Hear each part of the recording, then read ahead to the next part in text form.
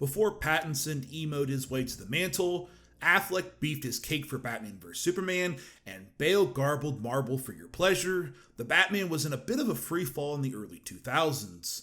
Chill. A lot of this was in part to the failure that was the mid-90s thanks to Schumacher's Batman and Robin.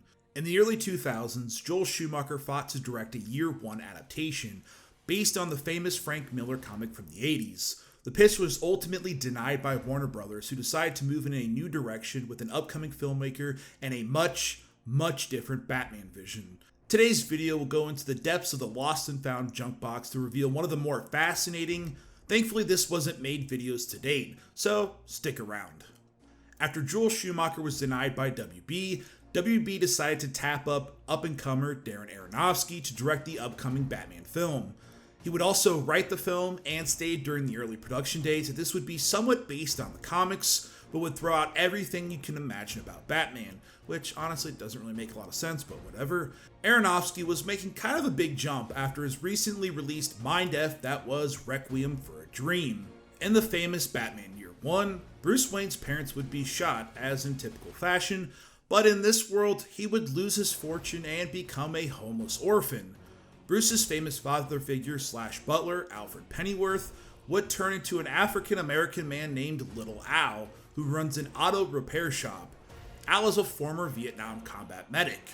He would also act as a mentor and father figure to Bruce Wayne in the same fashion we have seen with Alfred over the decades. Instead of Bruce traveling the world as depicted in various medium forms, most notably in Batman Begins, Bruce would simply read books on combat and martial arts. Everything would be self-taught on a shoestring budget. Bruce's reliance on gadget and high-tech gear would be replaced with more emphasis on chemical-based warfare, which is a nod to Bill Finger's original Batman concept. Bruce would still have the Batmobile and his famous Batcave, but with iterations not exactly seen before. The Batmobile would be a modified Lincoln Continental worked on by Al at his shop. The Batcave would be located in an abandoned subway station. Bruce would come up with the Batman name under far different circumstances. He would wear his father's ring, initial TW, and that would leave an imprint similar to that of a bat. Other important characters like Jim Gordon would still be present, but with quite a few notable changes. Gordon would be doing his best to leave Gotham in the hopes of protecting his pregnant wife, with her name changed to Anne. Gordon would also become suicidal and defeated by the reality of the world he had become accustomed to. Selena Kyle would have a large role in the script as a prostitute who goes by the name of Mistress Selena. Filibuster.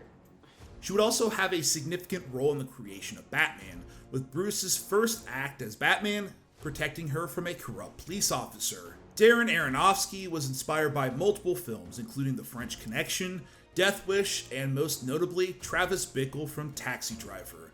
The hope was to infuse the story of Batman with a heavy dose of reality, where he would suffer from a loss of fortune and wealth like those he was saving on the streets.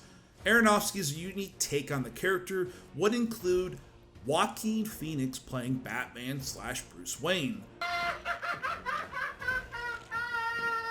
This is where things started to fall apart with the studio, as Warner Brothers was hard-pressed to use popular 90s actor Freddie Prinze Jr. as Bruce Wayne. The idea of also having an R-rated Batman film, as this was to be, was something the studio was not comfortable with. Batman was still very much a merchandise hog, and they wanted to capitalize on any form of monetization possible. Years later, Frank Miller, who wrote Year One as well as helped write the script, said that the two couldn't agree with a Bruce Wayne.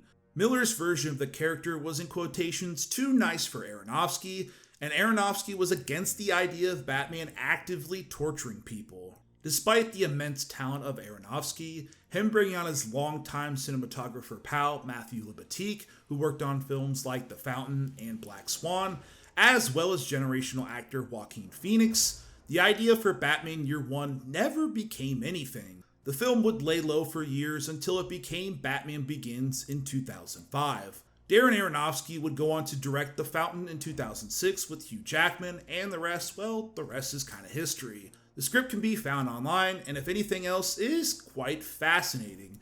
It feels like some of the ideas for the upcoming The Batman were cherry-picked by what Frank Miller and Darren Aronofsky had come up with, but that remains to be seen. So Tots, what other failed film projects would you like to see me cover?